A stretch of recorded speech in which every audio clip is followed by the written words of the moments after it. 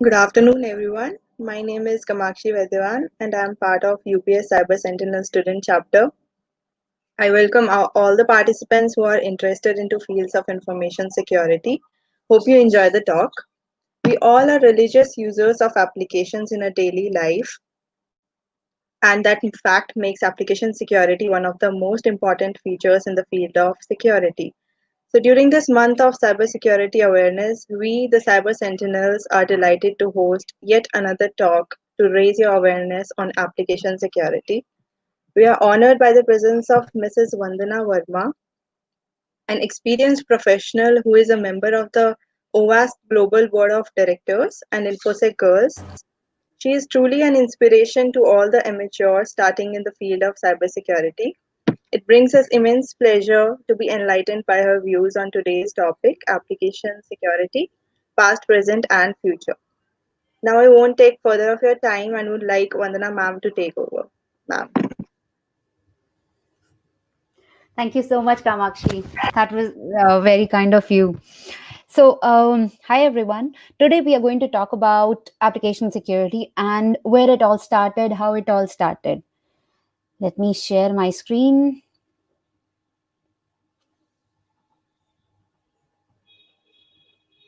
All right. Okay, here we go. So, about application security, it started a long, long time ago when we were born or we were very young kids. So it all started wherein someone at Microsoft saw that yes, there's something which is happening on the websites, why it's happening, and what was that? Some script tags were coming, and that's how as per my understanding or what I have read, that it all started. But what was it before, and why are we even talking about application security? And so let me just talk a bit about myself. So I'm part of OWASP, and I also run InfoSec Girls in India.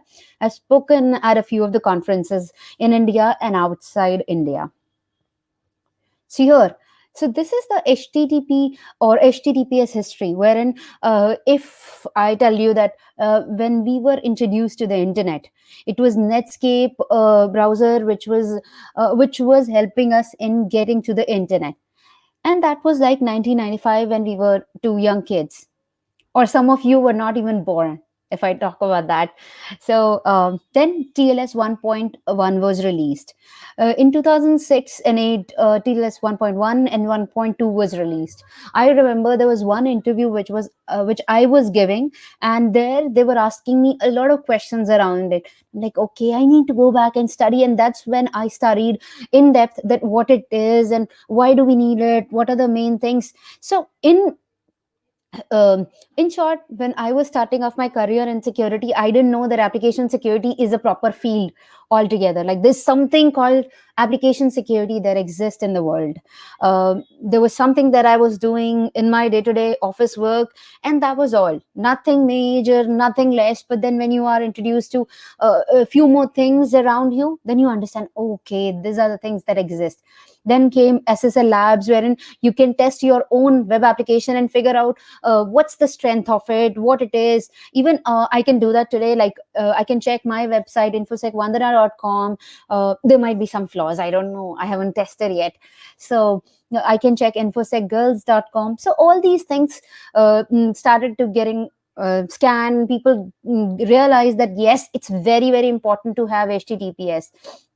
Then Chrome starts to embed HSTS. So HSTS was a thing wherein people would not be able to intercept the proxy and whatnot will happen. And then came forward secrecy more in the modern browser that we are talking about. So TLS 1.2 live in modern browsers, people started enforcing that. Yes, organizations started enforcing, yes, we should be using this. This is like a need of the hour. In 2015, less encrypt started. So it all phase by phase happened whenever there was a need, that yes, this is needed. And then it all started. But think about how this all HTML, www came into picture, and it was started with just by a professor. It was set up by a professor to share some documents, and then we know that the rest is history. Now we are all dependent on the internet, and especially now when we are homebound, we are taking care of the family, but then at the same time we are connected with this social media, with the world, with the help of all these latest and greatest technologies that we have in our lives.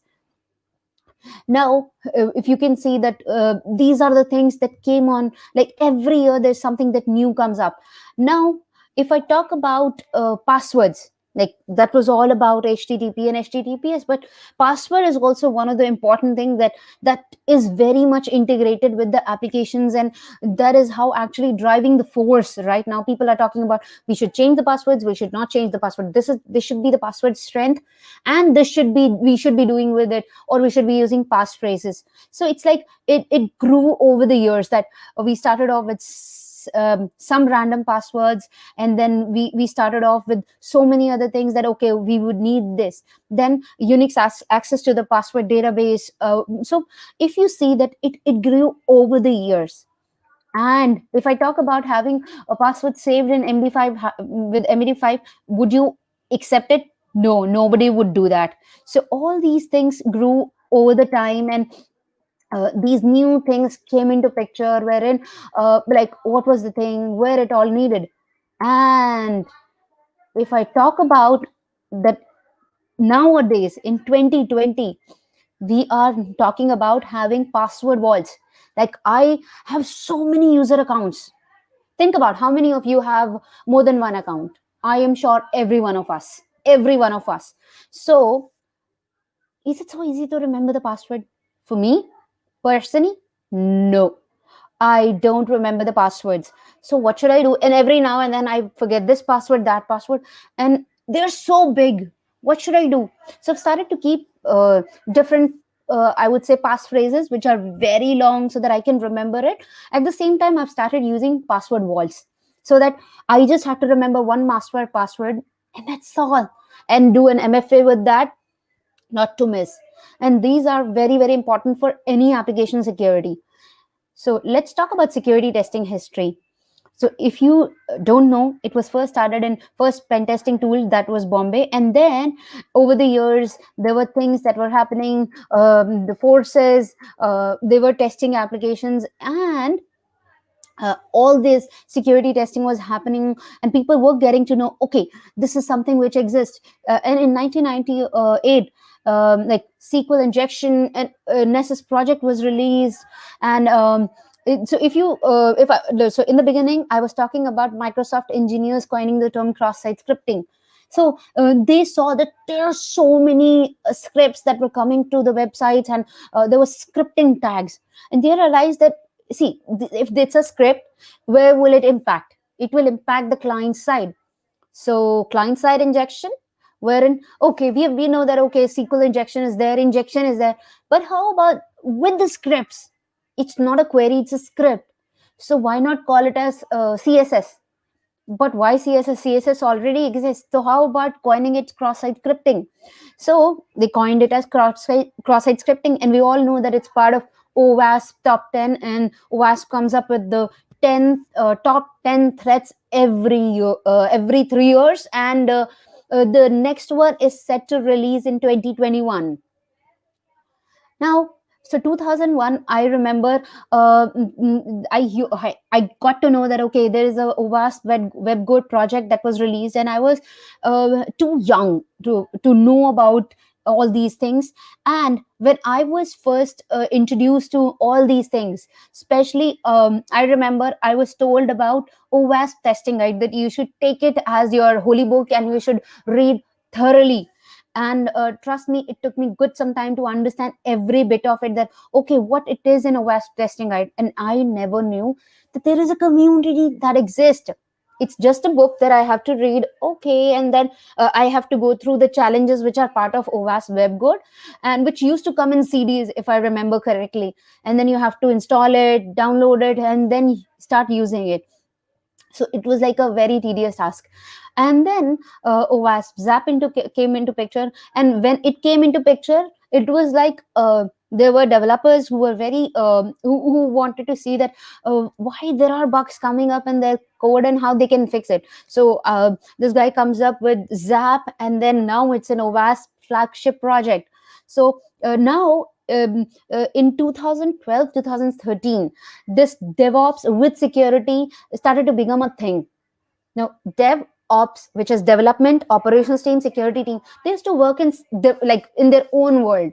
It was all like a silos that was there. They were all quiet, like where to talk, and what to say. And security was seen as like a big monster for everyone. Development team find bugs, they fix it, and then it goes to the testing. And even before, I would say that when I started doing the testing, the code review was not a big thing. Lot of projects I've worked wherein code review was never done, and I'm like, okay, that might be fine, but then was it fine? No. So then everyone realized that shift left is the strategy, or early in the life cycle of the application development, it's needed that yes, we need to have applications tested. Even when we are talking about it, let's say you and I need a website, and we are talking about it, so it was very very necessary. And dev and operations team started to work together, because it was needed that yes, the application has to be developed early, like it needs to be developed as early as possible. And then security became part of it, like sec needed to be there. So I would say, if I talk about from 2013 or 2012 till now, security has become part of DevOps or DevSecOps, but then it still needed acceptance from the organizations. And we will be touching a bit of portion today on it, that what it is and why do we need it. Now, this comes my favorite, one of the favorite projects called dependency check. So people work, or organization work on the code base, so that's called secure code review. Then they work on the application testing, and that's called application security testing, or dynamic testing. But how about if there's so much of code which we're picking up from the internet, like the libraries or any open source components? We have started to use different frameworks which are open source, and we're just using it, like WordPress, Joomla, and whatnot. And if we start using the platform, it's our responsibility to update it, to fix the bugs. And if we don't do it, we are vulnerable, and breaches will keep happening. Then whatever we say that we are 100% secure, we will never be secure. So dependency check is one of the amazing projects which actually figures out that what are the dependencies in the code, highlights it, and then we can see that what to fix, when to fix, and how much time. Because if we don't know what to fix, you will never be able to fix it. So here came the XSS history, wherein Microsoft coined the term, and then people started exploiting it. And if you don't know, this came into so this was like MySpace. So Sammy is my hero and whatnot came into picture, wherein Sam is the person who stays in LA, and this person created this script wherein he wanted to become friends with someone on MySpace, and then from there on it went on and on. So read or skip so that one person can become his friend. But then his or her friends became his friend, then their friends became his friend. So by the time so after that, after he ran that script, he slept off. And when he woke up, everyone was just banging his door, that what you did. And all the authorities were actually in front of his door, and it's like, you scary all, what is happening? Then people got to know, okay, this is the reason why this particular website went down. And then Amit Klein is one person who actually first published the DOM XSS publication, that there's something called DOM XSS that exists. And OWASP project reform started, and XSS prevention cheat sheet came into picture, and so many things started happening. People started to get to know, okay, these are the things that exist, and these are the things that we need to concentrate on. And we need to start working towards making the browsers applications secure, and be away from this cross-site scripting. Now it has come down in the list of OWASP top 10. It is coming at A7. And It might be removed by 2021. I don't know. All based on the data. It's based on the inputs from organizations, researchers. So we don't know. But then there are still organizations which still have XSS, which is cross-site scripting, as a vulnerability. Now, let me talk a bit about OWASP, as I'm part of OWASP, so I would not miss out the opportunity to talk about OWASP. OWASP is, if you don't know, OWASP is Open Web Application Security Project. It started in 2001. Then developer guide came into picture, top 10 came into picture, testing guide, ISAPI library. And ISAPI, if I remember, like, I used to preach about it a lot, because ISAPI was one library which was, if we call that, it can really provide us inputs, or the validations for SQL injection, for cross-site scripting, and many more vulnerabilities. So it was one amazing library. It still exists, but it's just that it needs input from the people who can work on it. Then came ASVS. Now with ASVS, when I was introduced, I was like shocked, because I was given OWASP web testing guide to perform the web application pen testing, but I made my own checklist. I spent good 2 months to prepare everything, because I was introduced to it, and then I was like, okay, there should be something wherein I should not miss on anything when I'm testing the application. And when I created that checklist and I showed it to the people around me, that yes, this is something which I've worked on, can you share your inputs? Then they came up with, like, do you know there's something called ASVS exist, which is Application Security Verification Standard? And they showed me. I was like, oh, these things already exist, which means people have already thought about it. I should have checked it. So there are so many beautiful projects which are there, which people are working on for the whole maturity model. SAM is there, cheat sheet is there to help you out with what are the bugs, how to fix them, what are they, what will be the impact. So all of this is there.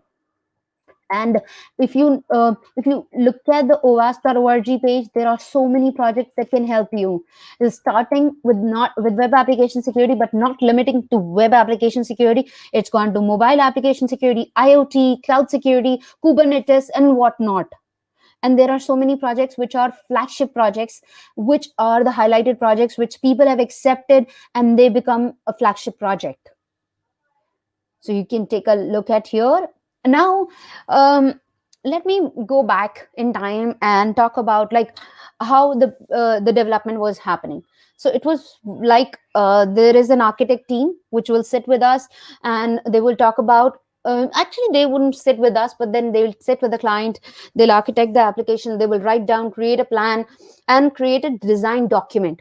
Now that design document is like a proper Word document where design is laid out, and the design document would be given to the development team, telling that these are the languages that we need the application developed from, these are the interfaces that we need, these are the things that we need. Development team will work on the development content, then it will go to the functional testing team to be integrated with the QA, which is quality analysis, and then the other testing, functional testing for the application, that how it will be looking like in the production. And then the deployment will happen, and the maintenance will happen of the website or the application. So these things look very simple, but then there was one big problem. If there is a bug that will be reported in the production, and if it goes back and we have to fix it, that where was the problem, it will take much more efforts, much more money to fix that bug in production. Then people started understanding, okay, it takes really this much time. And trust me, that used to happen, wherein there was one release for one of the project, if I remember correctly, that we stopped it. And that's why people say that security team is sometimes like a monster. They act like a monster, and it's an enemy for people. But then we didn't have a choice. Those were critical vulnerabilities which were reported in the functional testing, and we told them that there is no way that you can go live tomorrow, we have to fix that bug. And it was one of the cross-site scripting and one of the SQL injection. What they did, they just blocked those queries and blocked that script, and they came up saying that we have fixed it. We tested again with other scripts, we did few other things, and it came up again. So we told them that these are the ways that you should be doing, and then we explained them in depth. We did all of those testing in front of them and explained them. And then the whole thing happened, and then we had some sleepless night. Then the website went live, like after so much of discussion, buying on the risk and other things. Now if we go back, Let's say we take a different route, talk of DevOps route, wherein all the teams are working together, and in the code phase or in the even planning phase, they are inviting the operations team, understanding what could be the challenge in the operation, what could be the challenge in the security. So if all of these things are working together, that's when DevSecOps framework can help us, wherein we know, okay, these are the things that are required, and these are the things, if we don't miss out on, it will really help us in going live and in making our application live. Earlier the applications were going live in one in a year or 1 in 6 months, but now they go live with, actually if I say, with the lightning speed, like very quick. So do we need security testing also embedded as part of it? That's when automation also comes into picture, that yes, we need to automate things, we need to find a way to report those bugs which we find it and fix them on time, and we can't just go ahead and stop something. So I'll give you an example of a sale. Like there's a sale going on any of the websites, and especially now if it's a Diwali time or the Shara time, people see that yes, there are so many say different kind of sale going on different applications, and I need to buy something.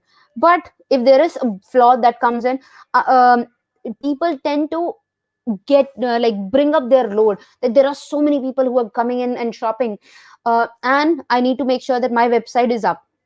So that time also there are bugs that can come up.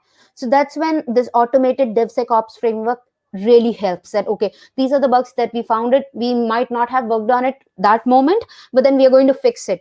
So that's when the risk acceptance also comes into picture, and knowledge, which is very important for everyone, not just for developers, not just for operations, but for students, but for anyone.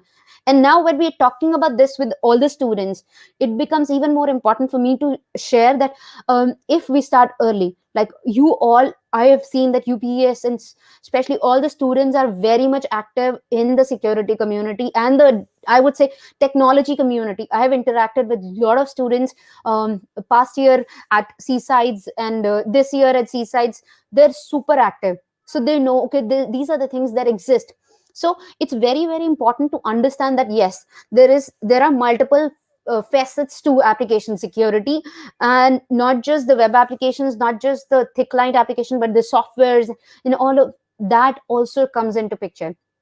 And we have to understand all the nitty-gritties that are involved in it, like what are the requirements gathering, what is threat modeling, what is source code review, what is software composition analysis, how vulnerability testing is done, what is defect tracking. Because over the years I have realized that if you're a good pen tester, if you're finding bugs, but for an organization, if you don't report them well, even if I talk about bug bounty hunters, if they find a bug and they don't report in a proper way, their bugs will be rejected, even though it's a critical finding, it's a P1, but then it will be rejected, and that's a known fact. So it has to be reported in an appropriate way. And then when we are good pen testers, remember one thing, or good application testers, that it is very important to know how we can defend our application, like what are the defenses against all these threats and how to fix them. So if somebody is asking you to put your efforts in development and you want to go in security side, it's completely fine, trust me. Your development experience will actually help in the application security testing, and all these go phase by phase, and this will help in your knowledge management. And knowledge management is not just for one person, it's for everyone who's working on this. So these are some things that I got it, wherein how to prevent it, where to prevent it, what to do, it is very very important to know. Now, what are the key goals for AppSec pipeline? First, we need to understand that yes, there is a pipeline that exists. We need to automate it. We need to have a consistency in the whole life cycle. We need to understand, okay, these are the bits and pieces of it, and these are the things that we need to work on it. We need to track it in a right way. Then what is the flow, like whether we are getting so many bugs, where exactly the pipeline is stuck, where exactly it's failing. Now with the AppSec pipeline is nothing but connecting all the processes, all the phases together. That's a pipeline wherein everything is stitched together. Now there might be some bugs in one of the phases, and then some less bugs in other phases. Here we need to understand where exactly we are. And people say that we'll fail the pipeline. You will hear this term when you will start working on. like you will fail the pipeline, wherein if there are high bugs or critical bugs in application testing in the QA phase, or functional, wherein the application looks like exactly what it's going to be looking like in the production, you will fail it. But then will it serve the purpose? No. How to fix those bugs early, how to fix those vulnerabilities early is very important. So that I have realized that automation really helps in that, and having a visibility on the environment. Now there were some bugs which actually created a lot of concerns for the applications. Talk about, just go ahead and read about Equifax hack which happened, and there were things that there were non vulnerabilities in the app, in the whole software which were used in the backend. And sometimes it's not that intentionally we miss, sometimes um, just we take some more time to fix it, which creates a lot of concern. So we'll have to understand the severity of the bug, that how soon we should be fixing it, where exactly it needs it, and whom should we make aware. I'll tell you an example. So we were working with one of the teams, and we all realized that we all have to work together. We found a bug in the production, and it was a medium severity bug. So we can some time, like we can take some time like 15 days to fix that bug, or let's say 10 days to fix that bug. Now during that time, there was one new patch that came into picture, and because of that the other vulnerability became a critical thing. Now as we were all talking, we were all connected, like all the architects, all the development team, operations team, everyone was connected. And we started talking to each other that, oh okay, this could be the impact of it, can you please make sure that this bug is fixed at the earliest. And we worked on it, and that was a CVSS 9.8. Think about, if I don't know that what's in my environment, will I be able to fix? I would never be able to fix. And that's, if I talk about past, people were all working in silos. Even I remember working in like a whole a different cubicle, never talking to the other teams. We were just working on our testing, used to feel that we are privileged ones and we are doing this. No, that's not the thing. We all have to work together, because an organization, even if I talk about UPES website, every process will be laid out properly. Okay, this is what we need now, this is what we need now, these are the things that we would be fixing. Similarly, a security team has to work in conjunction with everyone. That's why we all talk about the present situation is increasing, and I'm sure future has so many things to unfold for it. And now security testing has been integrated with GitHub, and all the automation is in place. Pen testing is still expensive, but then if we fix on time, we'll have less bugs, and we will not take too much of time. Earlier I used to get a project for 2 weeks to find the bugs in the application. It was just pen testing I'm talking about. But now, will you take 2 weeks to pen test an application? No, no one has time. You will say like, you have to find out in 1 day or 2 days. That's the max deadline that you get it. And at the same time, compliance also plays a role in the whole thing now, wherein we have compliances like GDPR for Europe, and CCPA for California, and Brazilian Act, and whatnot is coming up, and even India Privacy Bill is coming up. So all these things are coming up. It becomes even more important to understand these basic nitty-gritties and integrities. What exactly do we need, and where exactly we need to fit the things. So here, if I talk about AppSec is global, it's everywhere. So does OWASP, and OWASP has like 60 plus chapters across the world. So many projects which are out there, which are helping people. And I would say that if you're not part of OWASP, you can be a student chapter. If there's no student chapter there, you can create your own. And there are so many things that are there. You can learn from the different leaders. And part of GSOC, if I remember, there are people who have attended different conferences where they can showcase their own project. I remember meeting a person from Bhopal in London, and I was not aware that he's part of a GSOC project. And that was a showstopper for me, that okay, we are running so many things, and people are actually getting to share their inputs at the global stages. And even I got opportunity hear about. If you want to know more about HTTPS and why transparency reports are there, you should go. And there was one thing which I really liked about this new Google project, wherein they've enforced that you should have HTTPS on all the websites. It's very, very important to have. And we all know why. We cannot lose our data to anyone. So the future of AppSec is bright. but then there are so many scary things which are happening. So it's talk about blockchain, talk about hardware based authentication, talk about frameworks, talk about different languages, and now we're talking about serverless security. We're talking about smart contracts, we're talking about tasks which are augmented everywhere, we're talking about artificial intelligence with security, we're talking about what not. So there are so many things that are keep going on and on and on, if you see. So it's very, very important to understand all of that.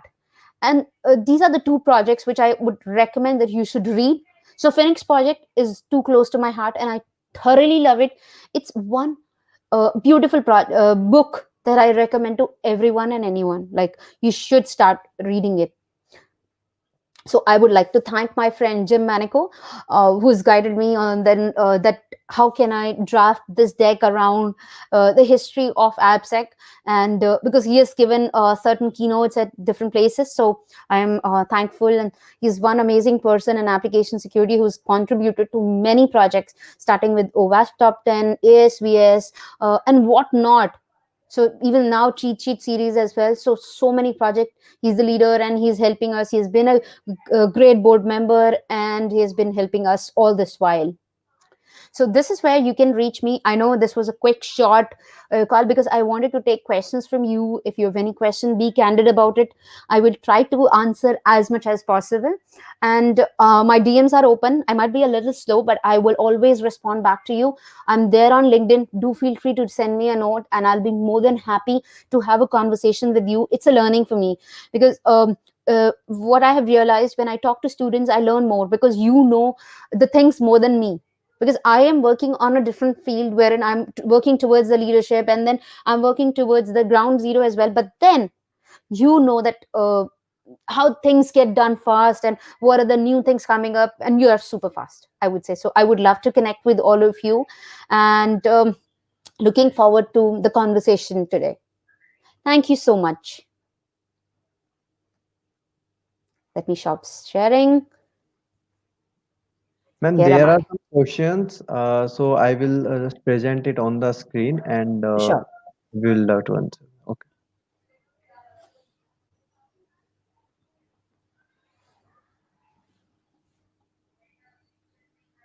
I so the question is from Naman, like, if a password vault is compromised, then all of our passwords will be lost. So if it's too safe, so I remember that these passwords vaults are tested properly.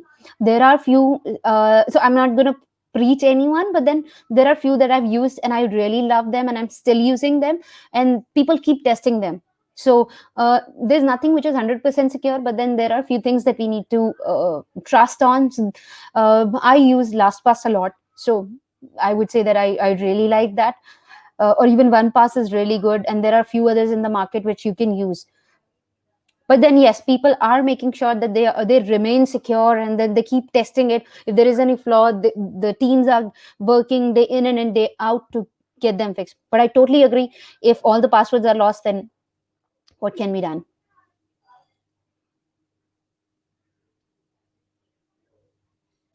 Um, so the question is by Kamakshi. So absolutely, see, if I have to say that they're going to take over application security, um, that's not going to happen, because application security do need inputs from the or do need human intervention.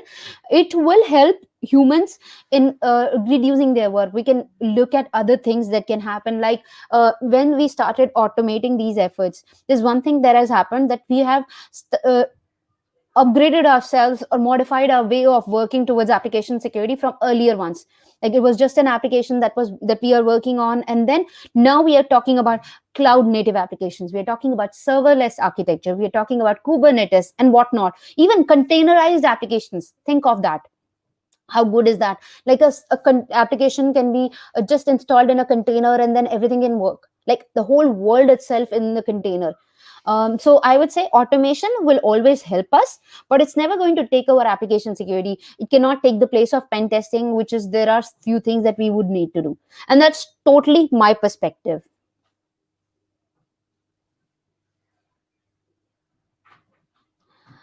Um, so, is manual testing better than automated testing, or vice versa? I would say, see, automated testing has its own place, And at the same time, manual testing also has its own place. Think about, people are doing pen testing in the application, and still there are people who are finding bugs in the applications via bug bounty platforms and whatnot. So there's always a way to sustain it. So nobody is going to take anyone's place here. Like, manual testing will have its own place, and automated testing will have its own place. Even there are some manual efforts which can be automated. That's when automation comes into picture. Why would you even keep doing all those efforts? You can spend your hours, your time on something which is meaningful in that.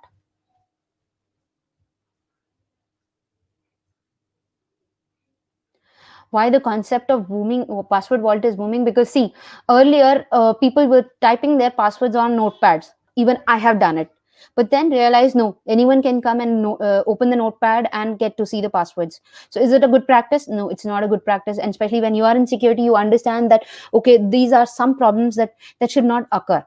And that's when something which can keep all our passwords secure is needed. At the same time, um, I don't want to forget my password, and I keep resetting passwords, typing my password somewhere in the public. Now when I'm using my password vault, I don't need to type my password. The password vault pop up, it's autofilled, and I can log in.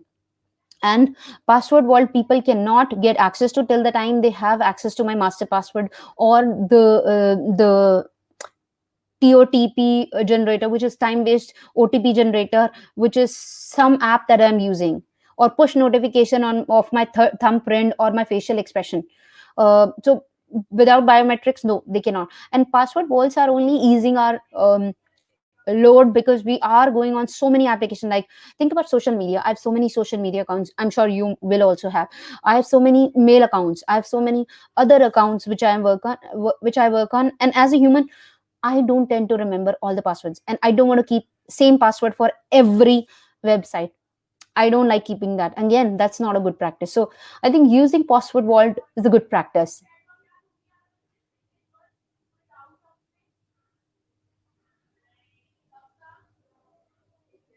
Despite of knowing that it may result in losing a handover to all of, see, I totally understand. And think about, if you keep your passwords on a notepad, will you lose it or not? That has happened or not? Keeping a sticky note on your laptop of your password, is it a good practice? No, I don't like it. So similarly, see, if I know that I can trust a password vault, okay, this can save my password, then I would like to, and that's my perspective. Instead of keeping it everywhere, I just want to keep it at one place with different passwords. And as soon as I get to know, okay, these passwords, this password vault might be expired, I know that what are the actions that I need to take. And I have a very strong password and a multi-factor authentication. And I know that, okay, if even if somebody tries to get hold of my accounts, I'll have ways to just move around and figure out how to save myself. And these discussions are very broad, and they can keep on and on, because everyone has their own perspective around it. Honeypots, see, I like the concept of honeypots, I'll be honest. But then it depends on organization to organization, because these honeypots are created for traps, and people do tend to be tend to save themselves. And I have seen organizations having these honeypots and fake nets, and where they can detect, okay, there's some malicious activity that is happening. And I really love the concept. So I would always recommend to have it.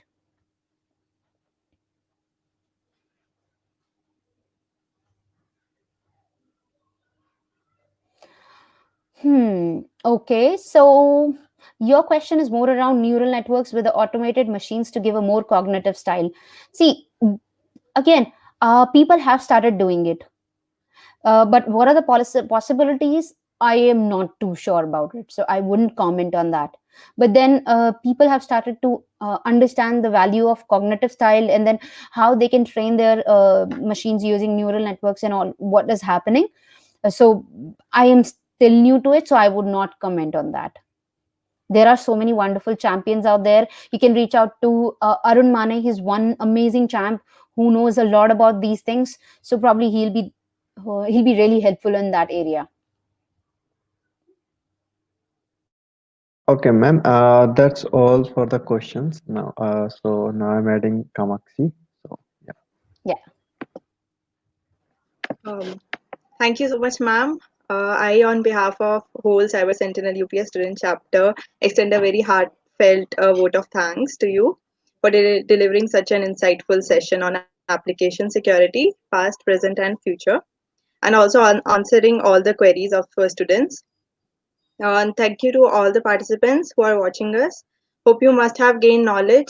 I express my gratitude to all the participants. And to whole Cyber Sentinel team who put in efforts for making this show a success during this Cyber Security Awareness Month. And thank you, UPS, for giving us the opportunity to host this Cybersecurity Awareness Month.